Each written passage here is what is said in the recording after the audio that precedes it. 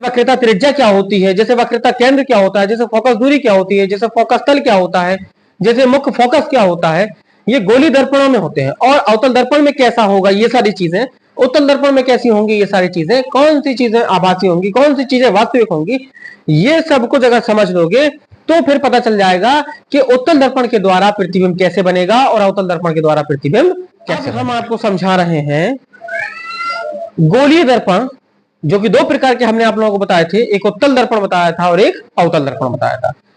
पहले हम थोड़ा सा गोलीय दर्पण की पर आधारित कुछ परिभाषाएं समझेंगे, कुछ पॉइंट समझेंगे जो कि बहुत महत्वपूर्ण होते हैं। अगर हमने उन पॉइंटों को समझ लिया कि गोलीय दर्पण से संबंधित ये चीजें कौन कौन सी हैं, अलग अलग चीजें अभी हम आपको बताएंगे, जैसे ध्रुव क्या कहलाता है, जैसे वक्रता त्रिज्या क्या होती है, जैसे वक्रता केंद्र क्या होता है, जैसे फोकस दूरी क्या होती है, जैसे फोकस तल क्या होता है, जैसे मुख्य फोकस क्या होता है, ये गोली दर्पणों में होते हैं। और अवतल दर्पण में कैसा होगा, ये सारी चीजें, उत्तल दर्पण में कैसी होंगी, ये सारी चीजें, कौन सी चीजें आभासी होंगी, कौन सी चीजें वास्तविक होंगी, ये सब कुछ अगर समझ लोगे तो फिर पता चल जाएगा कि उत्तल दर्पण के द्वारा प्रतिबिंब कैसे बनेगा और अवतल दर्पण के द्वारा प्रतिबिंब कैसे बनेगा। ये सारी चीजें समझ में आने लगेंगी। अब कैसे आने लगेंगी, पहली चीज तो आप ये जानते हैं कि गोली दर्पण जो होता है वो एक खोखले गोले का, कांच का एक खोखला गोला लिया, उसका एक छोटा सा हम भाग निकाल लेते हैं, जिसकी एक और परावर्तक पॉलिश कर देते हैं, वही गोली दर्पण बन जाता है। अवतल पृष्ठ पर पॉलिश करते हैं, उत्तल दर्पण बन जाता है, उत्तल पृष्ठ पर पॉलिश करते हैं तो अवतल दर्पण बन जाता है। ठीक, अब हम जरा समझेंगे कि कौन कौन सी चीजें हमें समझने वाली हैं।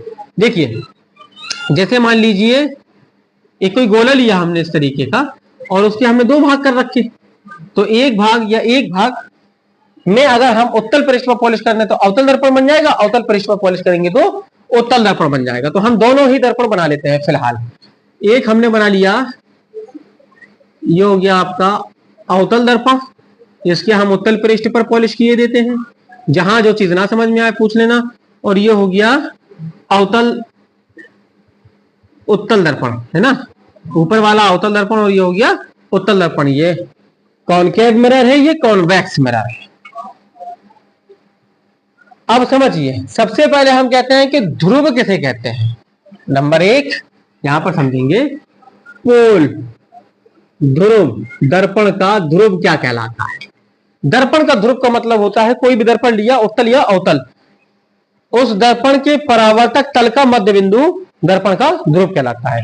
यह परावर्तक तल लेना पूरा इस साइड, ये परावर्तक तल लेना पूरा इस साइड। एक बात याद रखिएगा कि वस्तु को सदैव बाएं पक्ष में रखते हैं, जहां पर भी दर्पण रखा हुआ हो उसके बाएं पक्ष में सदैव वस्तु को रखा जाएगा, सदैव बाएं पक्ष में ही रखा जाएगा।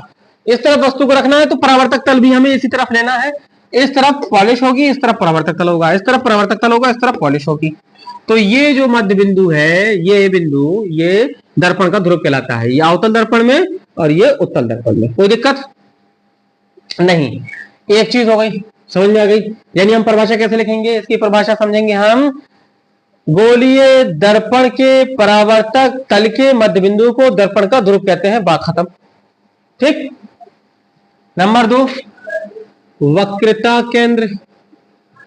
क्या, वक्रता केंद्र। वक्रता केंद्र का मतलब होता है कि ये दर्पण जिस गोले का भाग है, किसी ना किसी गोले का भाग होगा ना, उसके केंद्र को वक्रता केंद्र कहेंगे। ये दर्पण इस गोले का भाग होगा, लगभग ऐसा होगा कहीं गोला, है ना। अरे अब पेड़ के लिए क्या कौन हम प्रकार से बना रहे हैं, मतलब बता दिया हमने, तो लगभग इसका केंद्र कहां होगा, यहां। तो यही इसका वक्रता केंद्र है, राइट। गोलीय दर्पण, गोलीय दर्पण जिस खोखले गोले का भाग होता है उसके केंद्र को वक्रता केंद्र कहते हैं। वक्रता केंद्र हो गया भाई, वक्रता केंद्र को, ये हो गया वक्रता केंद्र को हम C से व्यक्त कर लेते हैं, इसे हम P से व्यक्त कर लेते हैं। यहां पर भी ये कहीं इस तरफ होगा वक्रता केंद्र, भाई ये तो केंद्र इस तरफ ना होगा इसके अंदर, और ये ऐसे बना अपन का, तो ये यहां पे कहीं होगा, ठीक है ना, इस तरफ होगा कहीं, ये कहलाएगा वक्रता केंद्र। ठीक। अच्छा, अब समझिए जरा तीसरी बात समझते हैं, वक्रता त्रिज्या क्या कहलाती है। वक्रता त्रिज्या, वक्रता केंद्र मिल गया, वक्रता ध्रुव मिल गया, ध्रुव और वक्रता केंद्र के बीच की दूरी को वक्रता त्रिज्या कहते हैं। ये मिल गई वक्रता त्रिज्या हमको, इसे हम कैपिटल आर से व्यक्त कर लेते हैं। समझते आ रहे हैं ना, वक्रता त्रिज्या हमको मिल गई। ठीक है, अब हम इस लाइन को थोड़ा सा अगर बढ़ा दें तो कोई दिक्कत तो नहीं, थोड़ा सा हमने बढ़ा दिया इस लाइन को। अब हम देखते हैं यहां पर वक्रता, हमें ये तीन बातें मिल गई। अब हम चौथी बात निकालते हैं, मुख्य अक्ष, प्रिंसिपल एक्सिस। मुख्य अक्ष, मुख्य अक्ष यही है, लेकिन हम इसको परिभाषित कैसे करेंगे, मुख्य अक्ष को कैसे परिभाषित करेंगे, ध्रुव और वक्रता केंद्र को मिलाने वाली रेखा को दर्पण की मुख्य अक्ष कहते हैं। ये हो गई मुख्य अक्ष। वक्रता केंद्र और ध्रुव को मिलाने वाली रेखा को मुख्य अक्ष कहते हैं। अब बात आती है मुख्य फोकस, प्रिंसिपल फोकस। मुख्य फोकस या केवल फोकस भी कह देते हैं हम इसे, मुख्य फोकस। इसका मतलब समझो, वक्रता मुख्य फोकस को दर्पण के मुख्य अक्ष के समांतर, मुख्य अक्ष के समांतर चलने वाली प्रकाश की किरणें दर्पण से परावर्तन के बाद जिस बिंदु पर एकत्र होती हैं या जिस बिंदु से फैलती हुई प्रतीत होती हैं उसे मुख्य अक्ष, उसे मुख्य फोकस कहते हैं। परावर्तन के बाद मुख्य अक्ष पर वास्तव में किसी बिंदु पर एकत्र होंगी, ये सिर्फ अवतल दर्पण में होगा। और परावर्तन के बाद मुख्य अक्ष के किसी बिंदु से फैलती हुई प्रतीत होंगी, ये उत्तल दर्पण में होगा। कैसे होगा, फैलेंगी, फैलती हुई प्रतीत होंगी तो वो उत्तल दर्पण है, और वास्तव में इकट्ठा होंगी तो वो अवतल दर्पण है। जैसे हम कहें ये मुख्य अक्ष के समांतर चली प्रकाश की किरणें, ये चली मुख्य अक्ष के समांतर, ठीक है, और चलने के बाद परावर्तन हुआ, ये चल रही थी, परावर्तन हुआ, परावर्तन होने के बाद ये सर पे आ गई, ये इधर पे आ गई, वापस लौट रही, ये इधर आ गई और ये इधर आ गई, मतलब ये ऐसे वापस लौटेगी ऐसे। तो इस बिंदु को मुख्य फोकस कहेंगे हम, इस बिंदु को क्या कहेंगे, मुख्य फोकस। अब बन भी गई हमारी परिभाषा। मुख्य अक्ष के समांतर चलने वाली प्रकाश की किरणें दर्पण से परावर्तन के बाद जिस बिंदु पर एकत्र होती हैं, वास्तव में एकत्र हो रही हैं, उस बिंदु को मुख्य फोकस कहते हैं। ठीक है, अब छठवीं चीज आती है फोकस दूरी। कुछ नहीं, सारी दूरियां दर्पण से नापते हैं, सारी दूरियां दर्पण से नापते हैं। अगर हमें फोकस दूरी की परिभाषा चाहिए तो हम कहेंगे कि ध्रुव और मुख्य फोकस के बीच की दूरी को फोकस दूरी कहते हैं। ध्रुव और मुख्य फोकस, इन दोनों के बीच की दूरी को फोकस दूरी स्मॉल एच से व्यक्त करेंगे। क्या कहें, उसकी दूरी करेंगे, यहां से यहां तक की दूरी, यहां से यहां तक की दूरी फोकस दूरी है दर्पण की। ठीक, फिर आता है मुख्य फोकस से ज्यादा तक की दूरी फोकस दूरी कहलाएगी। अब आता है फोकस तल।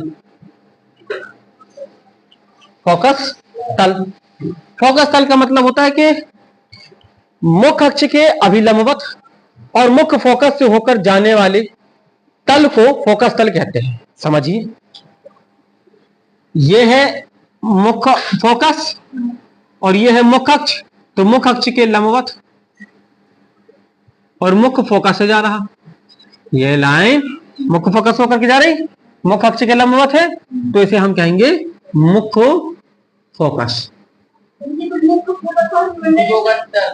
फोकस तल, सॉरी फोकस तल कहेंगे हम इसे। ठीक है, अभिलंब डाला था अपन ने। अब एक और है परिभाषा इसमें, वो होता है दर्पण का द्वारक। फोकस तल, अच्छा अच्छा अच्छा, फोकस तल, दर्पण का द्वारक। द्वारक मतलब दर्पण का द्वारक दर्पण के व्यास को, दर्पण के व्यास को दर्पण का द्वारक कहते हैं। जैसे हम ये कहें कि ये है, देखो यहां से लेके यहां तक व्यास है, ऐसे ऐसे ऐसे ऐसे लाइन खींच देंगे, ये दर्पण का द्वारक कहलाएगा। अच्छा, एक बात और समझिए मुख्य फोकस में, जैसे अगर मान लीजिए अवतल दर्पण में ये कहानी होती, मुख्य अक्ष के समांतर चल रही है प्रकाश की किरणें, किसी बिंदु पर किसी बिंदु से फैलती हुई प्रतीत होती है। इस बिंदु से फैल रही ना ये किरणें, देखो। तो हमने क्या बोला था, मुख्य अक्ष के समांतर चलने वाली प्रकाश की किरणें दर्पण से परावर्तन के बाद जिस बिंदु से फैलती हुई प्रतीत होती हैं उसे मुख्य फोकस कहते हैं। तो ये है अवतल दर्पण का मुख्य फोकस और ये है उत्तल दर्पण का मुख्य फोकस। जी हाँ, इसीलिए तो इसमें आभासी प्रतिबिंब बनते हैं। आभासी प्रतिबिंब, इन्हें पर्दे पर नहीं लिया जा सकता।